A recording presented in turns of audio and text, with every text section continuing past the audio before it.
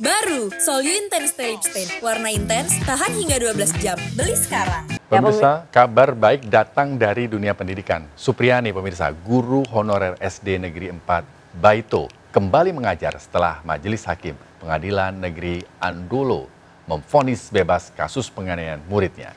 Ya, proses hukum yang berlangsung selama 8 bulan ini viral dan menyita perhatian masyarakat di tanah air.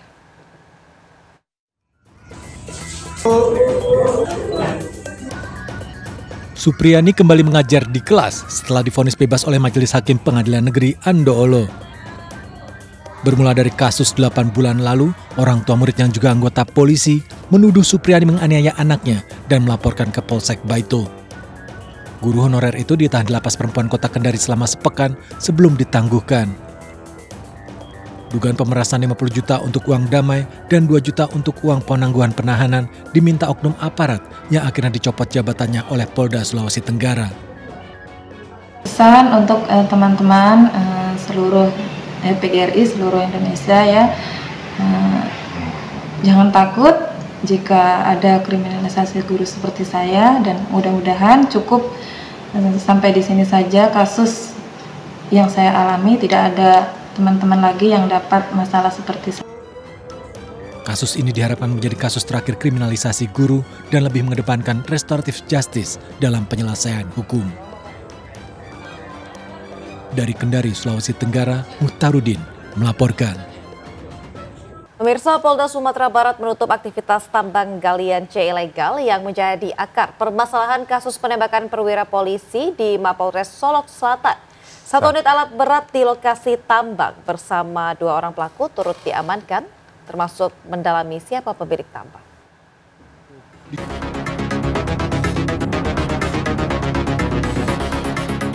Polisi telah menutup aktivitas di lokasi tambang galian C yang diduga menjadi latar belakang penembakan Kasat Reskrim Polres Solok Selatan, Sumatera Barat. Polda Sumatera Barat menyebutkan lokasi tambang di Batang Bangko, di Jorong Bangko Bentiang, Nagari Bomas, Sungai Pagu, Kabupaten Solok Selatan. Ditangkap oleh korban, itu juga akan kita lanjutkan sesuai prosedur hukum yang berlaku. Karena yang bersangkutan sudah menjadi tersangka dan sudah ditetapkan tersangka, dan sebentar lagi juga pastinya penahanan kita lakukan, barang bukti akan kita tetapkan, sudah memenuhi bukti permulaan yang cukup. Karena kita tegaskan bahwa yang ilegal itu terbukti dengan bukti permulaan yang cukup, yang akan kita proses tuntas. Sejumlah polisi berada di lokasi tambang. Garis polisi terpasang di gunungan galian C. Namun petugas belum mengungkap siapa pemilik tambang ilegal di kawasan ini. Dari Solok Selatan, Sumatera Barat, Budi Sunandar melaporkan. Permohonan pra-peradilan yang diajukan oleh Tom Lembong atas dugaan korupsi impor gula ditolak sepenuhnya oleh Hakim Pengadilan Negeri Jakarta Selatan. Putusan tersebut membuat ibu-ibu pendukung Tom Lembong kecewa dan menuntut keadilan kepada Presiden Prabowo.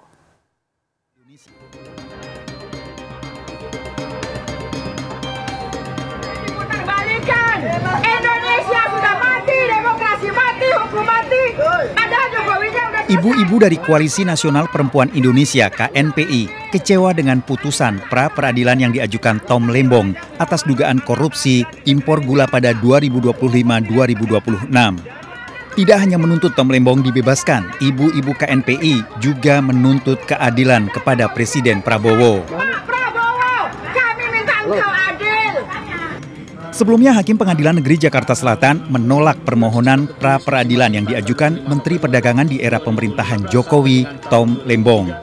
Hakim menilai Kejagung telah memiliki 2 alat bukti yang cukup untuk menaikkan status perkara dugaan korupsi impor gula yang disangkakan kepada Tom Lembong dari penyelidikan menjadi penyidikan.